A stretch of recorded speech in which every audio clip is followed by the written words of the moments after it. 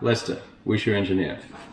I'm currently working on the follow-up Tonfa Part 2 video, so please don't worry. It's not been forgotten. The Wushu Scientist is currently tied up marking assignments for the university, and I need her help to get that video done. So I'll get that done as soon as she becomes available again. As many of my viewers may be aware, although we practice a traditional system of Kung Fu called Chang Hong, which is composed of equal measures of the Chang Chuan or Northern Long Fist system and the Hong Chuan or Southern Hong family fist systems, our predominant training and teaching focus is on real-world application of Kung Fu to self-defense. Now, a defender's chances of survival in a real, legitimate survival type self-defense situation climb significantly if they're able to make use of a weapon.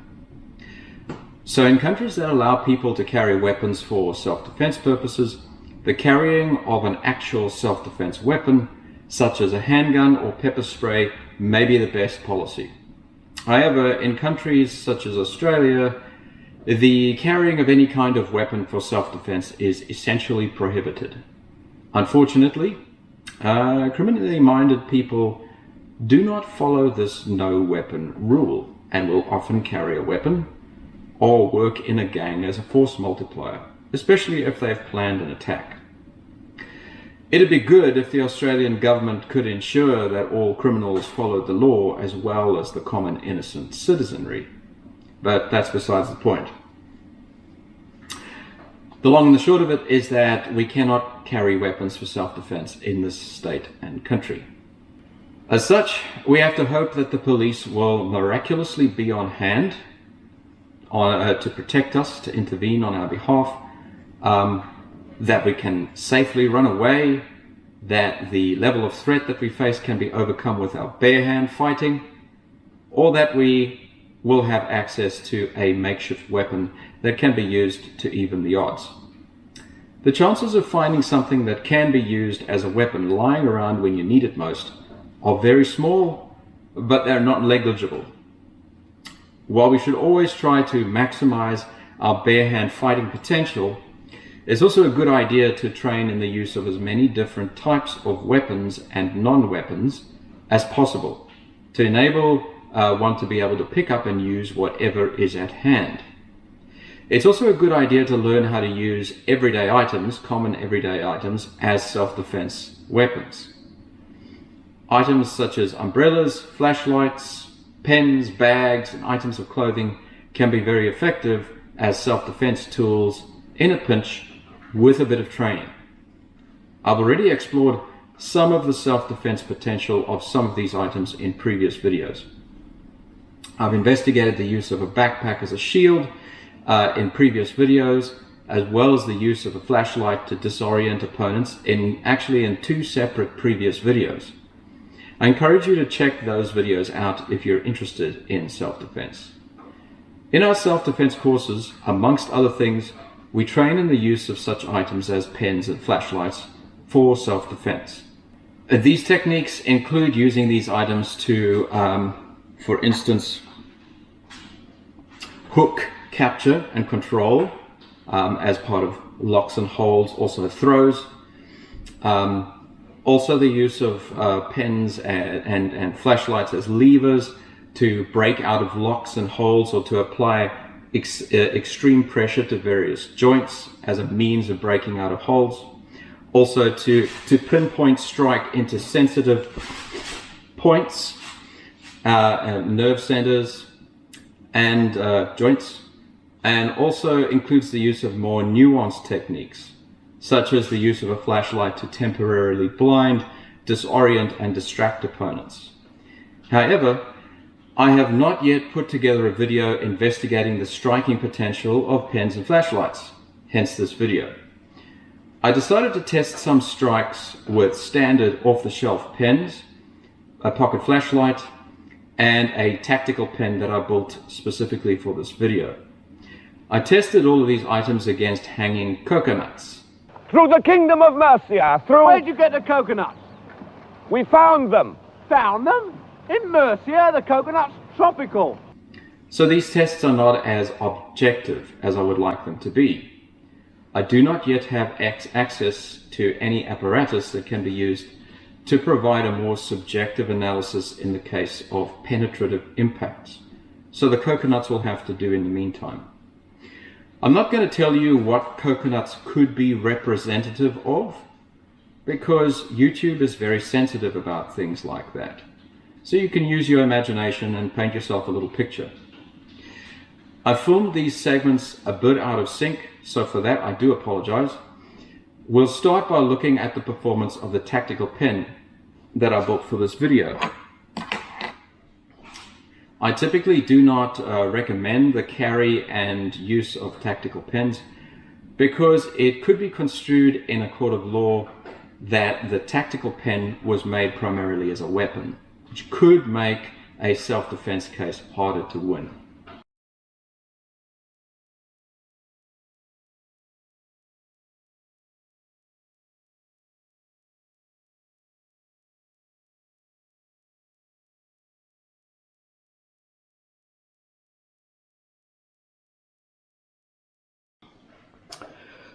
So this is the tactical pen that I built as part of this video.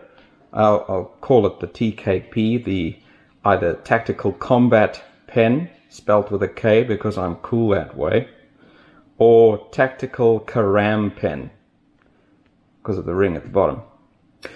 There's no fancy mechanism to push the pen nib out. It's just a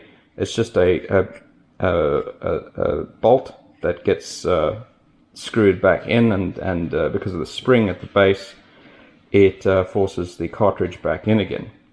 And of course, if I screw it out again, then the pen tip gets pushed out once again. You'll see that there's quite a bit of damage to the tip. This is after the tests that I performed with it. So you might even be able to see that little bits of brass coming through. This was a part of the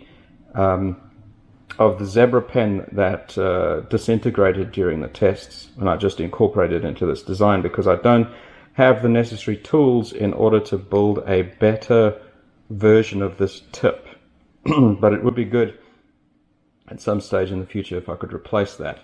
You can see that in terms of length, it's significantly longer than a normal pen. Well, not terribly much longer, but there is a significant length advantage, and that makes it more effective in terms of hooking and controlling movements and techniques. I've got some sort of grip patterns carved in here. I actually used my drill press set up as a rudimentary lathe. I know! You construct a weapon. Look around you. Can you form some sort of rudimentary lathe? A lathe! Get off the line, guys! In order to get a more circular profile to this section. It's all it's got a little. You'll see from the photographs that it's got an insert which contains the functional parts of the pen, and built up around that are layers of G10 glass fiber sheet, all laminated together under pressure. The ring is made out of titanium and is laminated and riveted into the structure as well. So quite sturdily constructed, would be very effective, I think, as a tactical pen. Well, it was quite effective in the tests that I performed in this video, because of course this ring gives you a lot of additional purchase on the pen, which I find is one of the problems fighting with a pen, is that it's hard to actually convey as much energy and force, impact force, into the pen as you'd like, because it's dependent on your grip, so it can slide around. Whereas this is a lot more secure in your grip. With other tactical pens, there's a lot of sort of knurling on those other, on like a commercial tactical pen, and grippy bits, so that may aid as well, but I don't think that it will aid quite as much as this ring does in terms of securing it in your grip. So I'm not going to be carrying this around at all because, as I've already mentioned, I'm not a big fan of tactical pens because they could be construed as being made as weapons.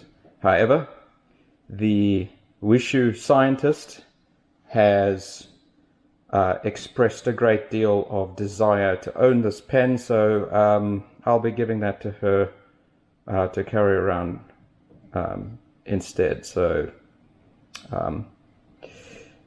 she enjoys the design, likes it, so she can keep it. And this is what the TKP, or Tactical Combat Pen, or Tactical Karam Pen striking tests look like.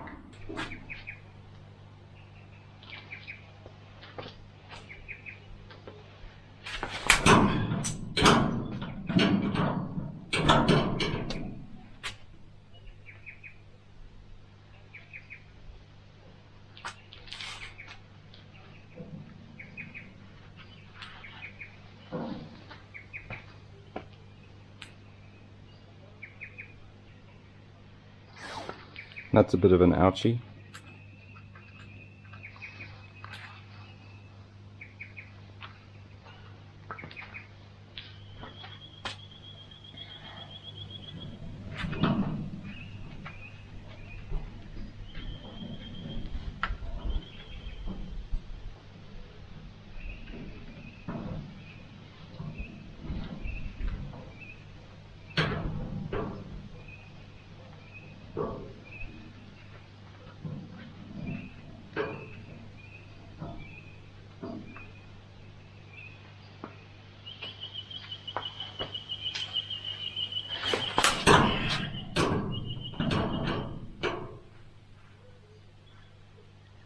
Oh,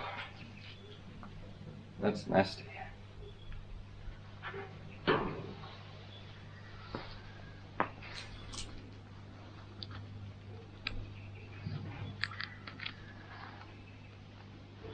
Straight penetration right through.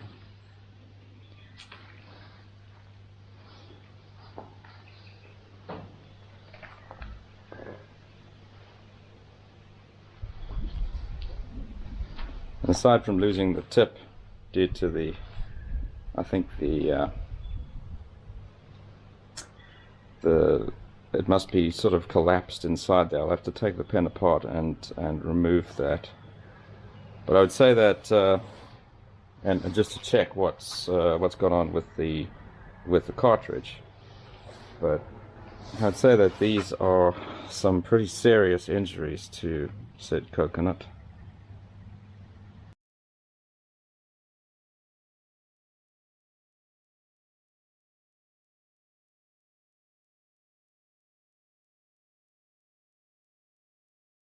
So on to testing the off-the-shelf pens, the Zebra pen and the all stainless steel Parker pen. So these are the two pens that I'm going to be, or the two pen types that I'm going to be testing. I've actually already done the test, so this video is kind of shot all over the place because I was filming segments over various days and weeks actually. But this is going to be the type of pen that I'm going to test. This will in terms of the Parker pen brand. It's a standard type of pen, except a standard Parker pen cartridge. It's, at least the body of the pen is pretty much all stainless steel construction, so pretty robust. There are plastic inserts though, so if you might be able to see within the female part of the thread that screws onto the lower end of the pen. As you can see, you might be able to see is plastic, and there are plastic components in the mechanism of the pen near the top of the pen. So these are areas that in the tests suffered.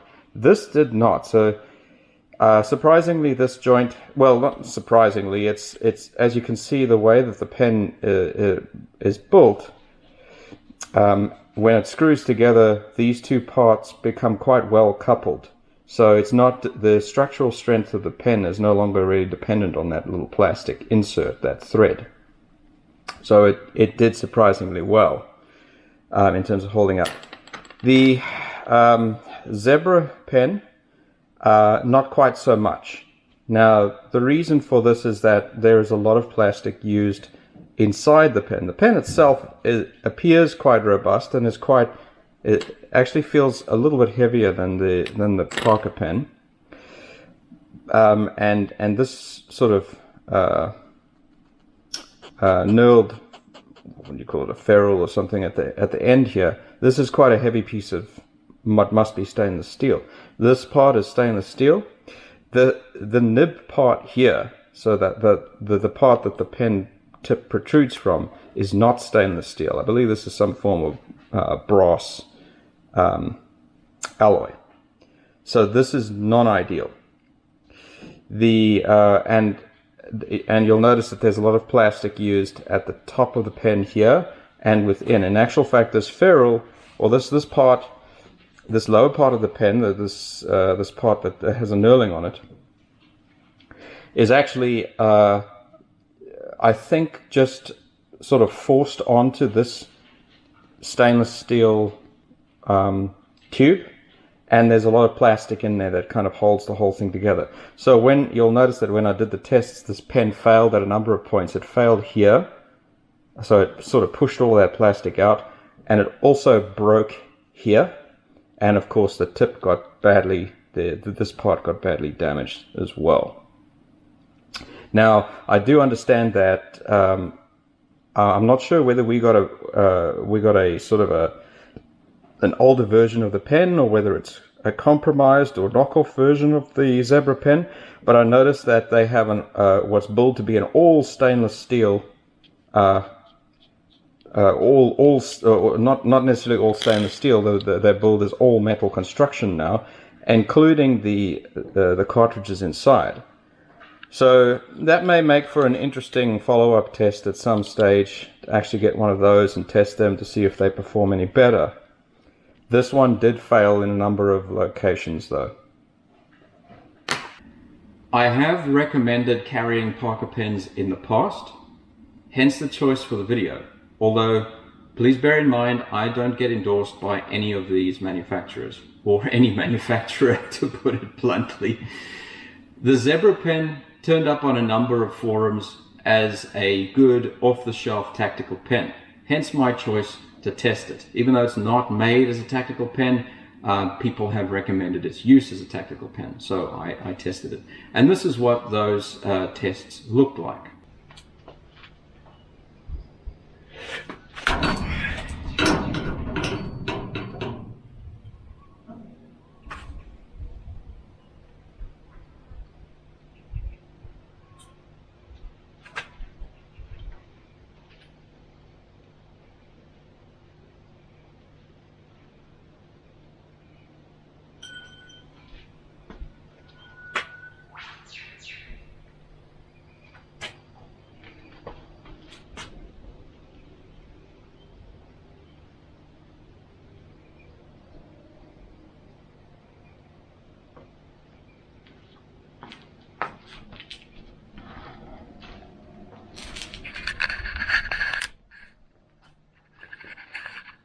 Pen failed, but not sure if you can see that there is a hairline fracture.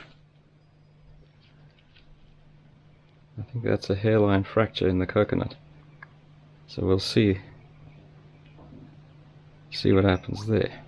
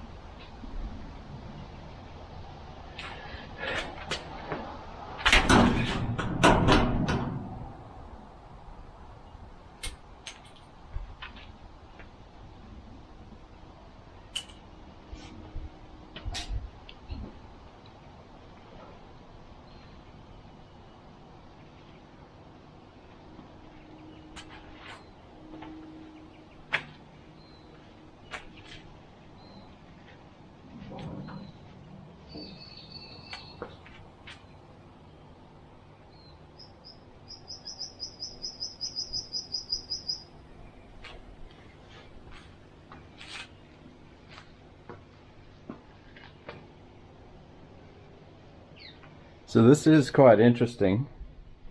The pen is ultimately completely broken, but you'll notice that there are a few what appear to be hairline fractures. There's one just over here, and there's the other that I pointed out earlier. These are definitely fractures in the coconut. So really quite interesting. Even one there, so that there are now 1, 2, 3 hairline fractures in the coconut, all associated with strikes. So that one you can actually you can see in all of these cases they are associated with strikes.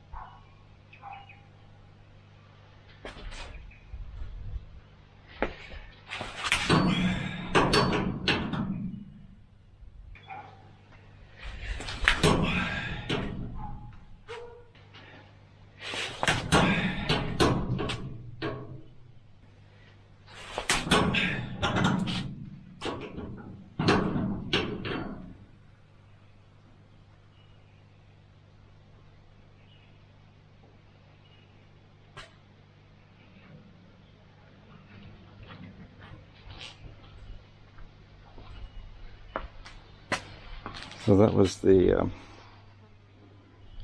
Parker pen. That was the other penetration previously. As you can see, the Parker pen penetrated.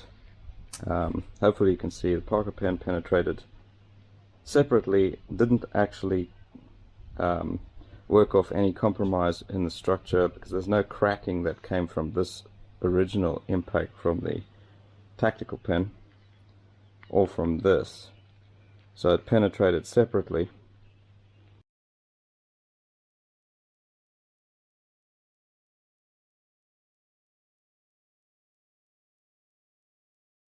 So here's a breakdown of the two pens after the test. The Parker pen,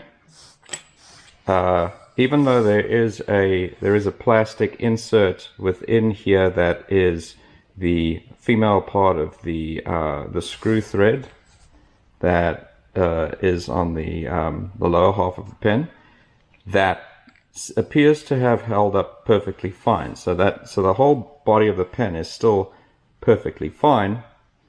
There is some slight deformation of the point where the of course where the tip of the pen cartridge goes through. Slight deformation, but actually that may just be superficial. But no, there is some slight deformation there, but by and large still still quite workable, still quite functional. I'll put it together and test it with a different cartridge, because of course this cartridge was damaged in the test, and we'll see whether it's still functional. This feels a bit gummy, so clearly some damage occurred here in this mechanism. There are a lot of plastic parts within here, so there's possibly some damage there, and that may inhibit the pen's functionality from this point on. The TKP, the Tactical Combat or Tactical Karam pen, is perfectly fine. There's no damage to speak of to the pen's body at all, which is what I would have expected. What did happen though was that the cartridge within, you'll see, is mauled. I had to maul it to actually get it out of the pen through this hole, through this aperture, because it had been severely deformed within. In actual fact, this plastic cap on the cartridge was forced up into the main metallic cylinder of the cartridge and deformed it, and that made it difficult to actually remove the cartridge afterwards, after the damage had occurred. So I had to kind of manhandle and, as you can see, maul it to actually get it out. So that is a problem with these kinds of cartridges, I guess. Because of course it wasn't going to go anywhere because of this this bolt at the end, preventing it from collapsing into any kind of structure towards the top of the pen. So that energy had to go somewhere, and of course it went into hammering this plastic stopper into the body of the cartridge, and that's what made it difficult to get out. But otherwise, perfectly fine. This may be fully functional as well. I might just grab another cartridge.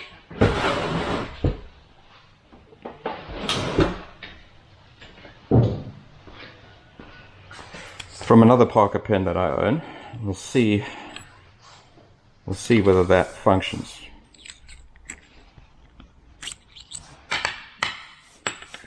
That feels a little bit gummy at the end here. No, that was fine. It was actually just, I wasn't putting it in correctly. So let's see if that works. Must have been some damage in the plastic components at the tip here, at the back of the pen. So that's not functioning properly anymore. Which is kind of what I expected, unfortunately. This has meant the sacrifice of a Parker pen for science. But still, it managed to penetrate the coconut, and with minimal damage to the tip, unlike the zebra pen, which was quite badly damaged because of the plastic components that make up the body of the pen. You actually see that this tip is slightly bent here, that the back of the pen is slightly bent. But yeah, this would hold up a lot better in a self-defense situation involving a coconut, and would still be fairly functional, fairly useful in self-defense. Because of the long taper to the body of the pen, you will have noticed on the photographs I took of the penetration point with this pen that the coconut split apart, very much like driving a wedge into a hole and then driving that hole apart, causing a crack. So that was quite interesting in terms of its functionality. Definitely not easy though. It was not easy to penetrate the coconut using this pen. Actually, you can see that there is a slight bend in the body of the pen now. I've only noticed that now. So yes, definitely some damage done to the pen, but the coconut is, I would say, probably no more, or at least in a serious situation, in an induced coconut coma in the coconut hospital. In addition to these tests, I also tested the striking potential of a pocket flashlight. This one, to be precise.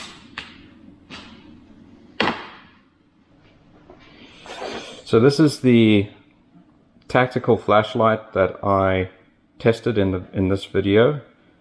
This is actually after the tests were performed. Again, I apologize for the order in which these segments were filmed. It just happened to be that way. It's a, let's just say that it's a no-name brand that we got from a company that we first saw on Alibaba.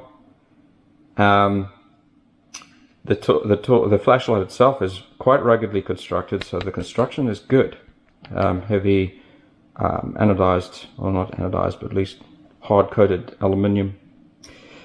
And yeah, it has quite a large glass lens, which did not shatter or get damaged during the tests. And it's got the typical crenellations around the edge of the light aperture, which is typical of most torches of this size nowadays. Are to a certain extent tactical torches because of this crenellation. I would prefer not to have this, but most torches come with this now, and it does actually assist significantly, as you'll see from the videos, the testing. This helps significantly in terms of not necessarily this is not necessarily a piercing aid, but what it does is it helps to more effectively transfer energy and impact force to a target, because there's less deflection involved. So very much like the spiked maces of medieval times, this doesn't slide off the target very easily. It kind of locks on so that you can deliver your energy payload to a target. It does still function as a torch, although it doesn't function very well. But as you can see, it's sporadic in its functionality. But believe it or not, that's the way that it was before I did these tests, and that's actually why we don't recommend this type of torch or flashlight, and that's why we didn't actually. We were looking for a good, like low-cost supplier, but you get what you pay for. So nowadays I recommend torches like the Olight brand of torch, which is actually very, very good quality. This is nowhere near that kind of quality. What you really want in a torch is not just something that you can smack coconuts with, but you actually want something that functions primarily as a torch, as a flashlight, so that you can use that light, in particular the strobe function, to disorient and temporarily blind your opponent, so that you can more effectively defend yourself. So I've got a fresh coconut here now. I am wearing goggles in this case in particular because the torch that I'm going to, or the flashlight that I'm going to be using, has a glass lens, so that is likely to shatter. Well, we'll see what happens anyway. So we'll see what this does to the coconut.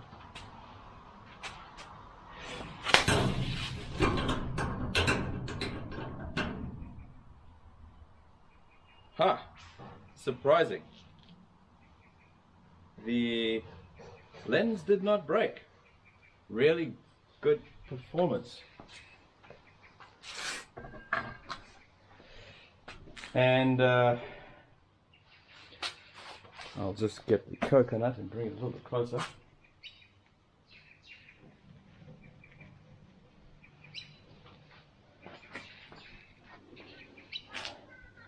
As you can see, there is a very much more pronounced fracture in this coconut, all the way across, from a single strike with the torch, with the flashlight.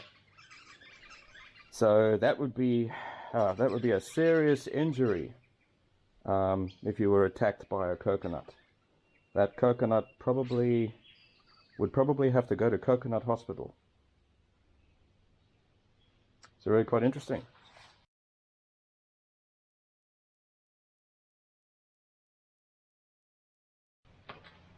So I've set it up again. I took a couple of photographs of that first. As you can see, it's actually dripping from that first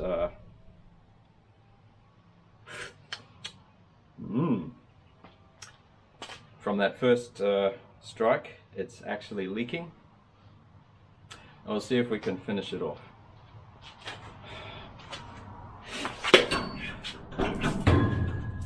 Yeah.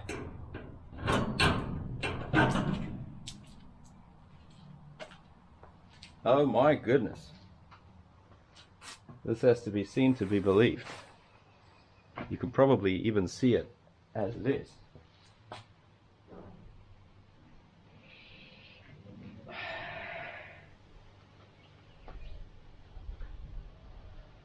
How's that? For my next magic trick, that's an insane coconut injury. That's... wow. I'm actually really surprised. I don't know if that's being conveyed here, but I'm actually really surprised. That's crazy. From a small short-range strike using a cheap flashlight. Wow.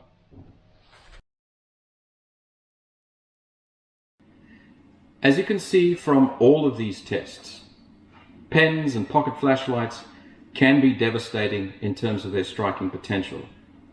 Please bear in mind though that a significant amount of training would be required in order to replicate these results.